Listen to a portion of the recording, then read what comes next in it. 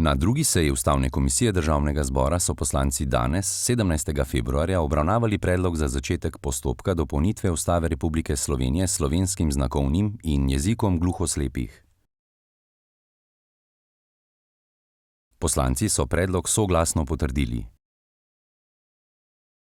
Prihodnji torek se mora do predloga opredeliti še strokovna komisija Državnega zbora.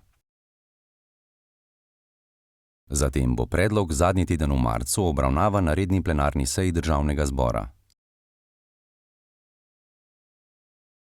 Ključno je, da se večina poslancev tudi na plenarnem zasedanju strinja s predlogom ustavne spremembe. Zatem bo Ustavna komisija predlog obravnavala ponovno in ga prilagodila stališčem poslancev. Nato bi lahko na majskem zasedanju Državnega zbora padla končna odločitev o vpisu slovenskega znakovnega jezika in jezika gluhoslepih v slovensko ustavo. Ukolikor se vse to zgodi, bomo s predlagano dopolnitvijo temeljnega akta v državi stopili korak naprej k spoštovanju temeljnega cilja slovenske ustave.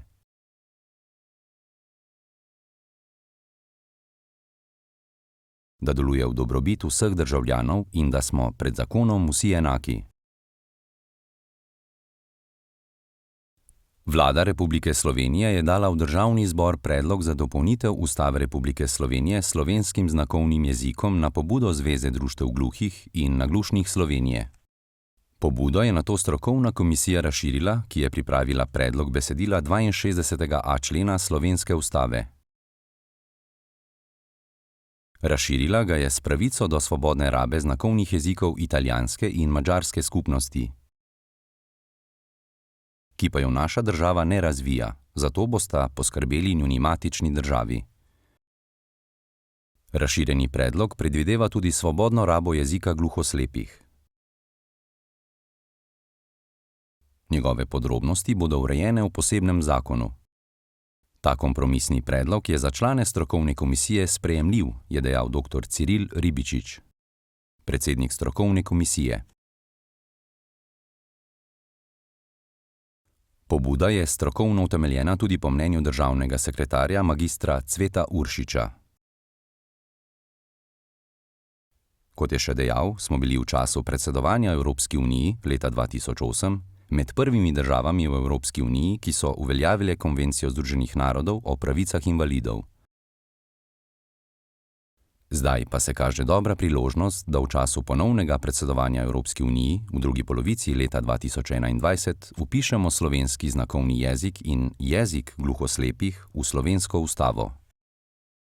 Mladen Veršič, predsednik Zveze društev gluhih in naglušnih Slovenije, je dejal, da ga veseli pripravljenost države, da znakovni jezik umesti v Ustavo Republike Slovenije in da bomo z realizacijo vpisa postali 5. država na svetu, ki je pravico gluhih do uporabe svojega jezika umestila v najvišji pravni akt v državi. Pred nami so to že storile Avstrija, Madžarska, Finska in Portugalska. V razpravo so se vključili tudi poslanci iz vrst Liste Marjana Šarca, Nove Slovenije, Slovenske demokratske stranke, Stranke Alenke Bratušek in Socialni demokrati, ki so si bili enotni, da je skrajni čas, da gluhe in gluhoslepe ljudi demokratična država pozitivno diskriminira in jim omogoči, da bodo uveljavljali enake možnosti na vseh področjih življenja. Predvsem pa uživali temeljno človekovo pravico do rabe svojega jezika.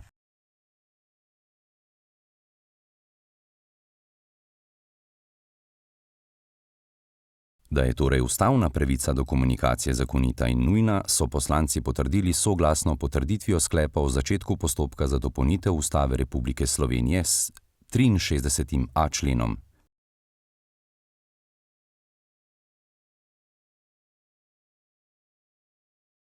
Vse oči so zdaj uprte v glasovanje, ki bo marca potekalo na plenarni seji v Državnem zboru.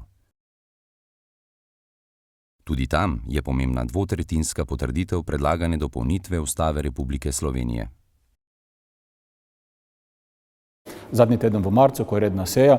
Tam potrebujemo dva sklepa. Prvi sklep je, da tudi plenarno zasedanje se strinja, da se spremeni slovenska ustava, in kot drugo, da sprejme svoje stališče do predloga ustavne spremembe.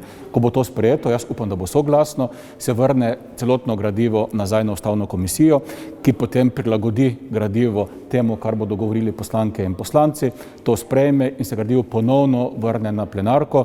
Recimo, da je to najkasneje na majsko zasedanje, ker Državni zbor sprejme spremembo ustave.